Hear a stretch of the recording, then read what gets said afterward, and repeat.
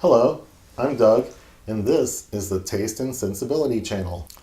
And today we're at honey review number 7, where we're looking at this Linden blossom honey from Bienenwirtshaft in Germany, from Meissen Germany, it says. I didn't get this online or after extensive research, but I was just walking through a TJ Maxx to see what I could find in the food section and came across this jar.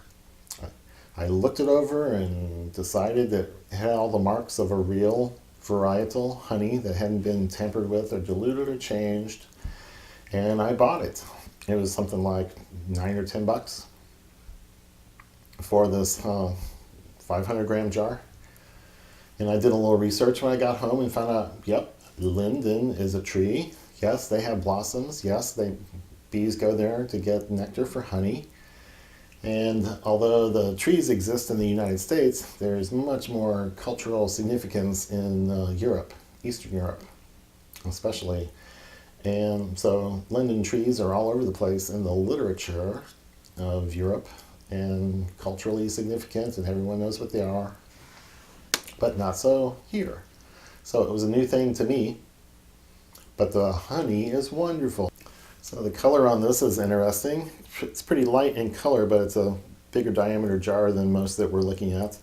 So it is pretty light, but I can also see that it's starting to crystallize. There's a lot of crystals at the bottom. It's kind of grainy and getting cloudy and wispy. And that's another thing that's different about the US. We're used to little squeeze bottles and clear honey without a lot of crystallization. And in my honey research that I've done in the last few months, I found all sorts of things are semi-solid and never really expected to be fully fluid and liquid. And that's probably the case here. So I'm not going to worry about trying to get this back liquid by putting it in hot water and letting it kind of dissolve back in and things like that, because it's very seldom important. So for today's review, I'm just going to grab what I can with the toothpick or the spoon and march on. So let's get into this. On the nose, oh, you notice it's honey right away. It's like something like clover or wildflower, but there's a fruity note to it that is hard to identify. You know, it's some kind of fruit. It's bright and strong. I would say a little grainy, malty aroma, some kind of grain, maybe roasted grain. If there's a strong, grainy, maybe even umami character to it. So it's very robust in several ways. It's fruity, maybe even a hint of vanilla. I'm always picking up vanilla in all my whiskey tasting, either in scotches or bourbons because of the oak. So I'm smelling vanilla all the time. And there's a bit of that in there that makes it pretty interesting. So I'm going to go ahead and get a little bit on a toothpick and give it a taste. Wow. Big, bold, maybe a bit of a lemony note. There's a tartness.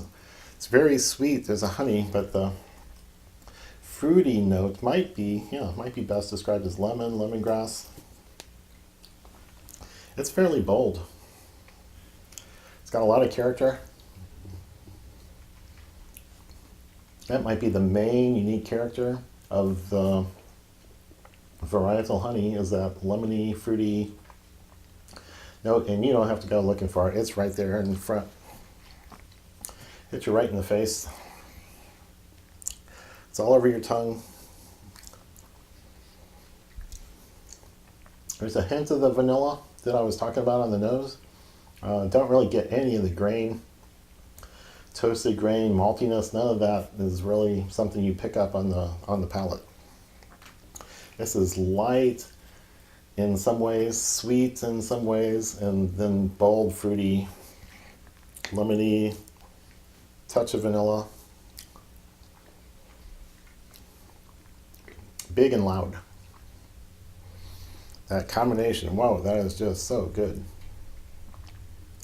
So let's see what I've got here on my notes that I took earlier. Medium amber on the color. Malty, grainy aroma, tart, fruity note of medium intensity, which is not clear, meaning the identity is ambiguous. I don't have enough memory banks or memories of these things to describe it. Bright and strong, hint of vanilla. Taste and development, bright, flowery note continues on through into the finish. Fruit continues on as sweetness fades. Yeah, I guess so. That's accurate today also. So what I usually do is put a little bit on a biscuit. That's how I'm testing all these things, but I'm also doing it on camera. Ooh. I've had squeeze bottles up till now, so I'm gonna have to do this with a spoon. Might make a mess. I've already pre-poured the tea and made that mess. But this is a little more awkward, but it's going on pretty well. This will give me a chance to smear it all over my tongue too.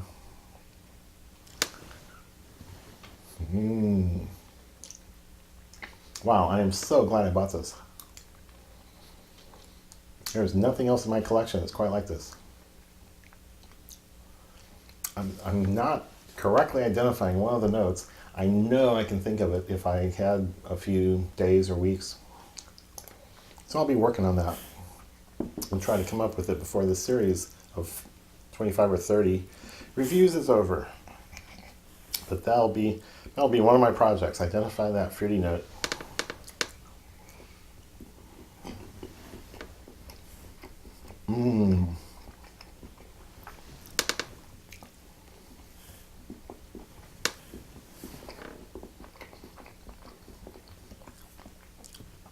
That unique, fruity, bold note just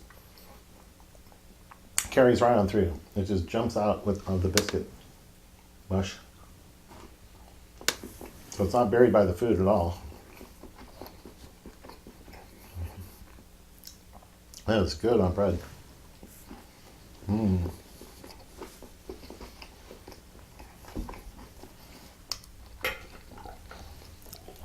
That's going to work really well with food. And I bet there's some good recipes that would take advantage of that flavor. But I don't know what they are yet. I've got a cookbook that I'm going to bring out in a few episodes, but not yet. I've already got it in the tea and dissolving. And let's see how it gets along in the tea.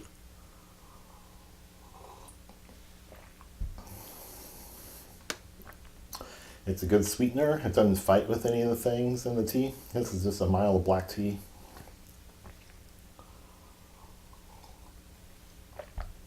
I'm not sure. Oh, there it is. Yeah, that bright, bold, lemony note is not so bold in the tea. It's a good sweetener, and then that's muted or holds back, stays back in the background. It's there, but it's not a major component to the flavor. So I think I like it. I didn't take any notes before on the pairings with food, so today's report is all we have to work with. But this would be good and as a sweetener and all kinds of things, and it's good on the biscuit, so this is good all around. I will leave a link to this company for a description of the honey, and they have some other ones that I have. So if you like the reviews that you're seeing here on this channel, go ahead and give it a thumbs up, subscribe to the channel, leave comments down below. Please subscribe to the channel down below. And if you click that bell icon, you'll get notified whenever new videos are posted, which will be on Mondays and Thursdays every week. So I think we've got a strong recommend for this Linden Blossom honey from Bienenwirtshaft. Boy, good thing that wasn't in French. So that's all for now.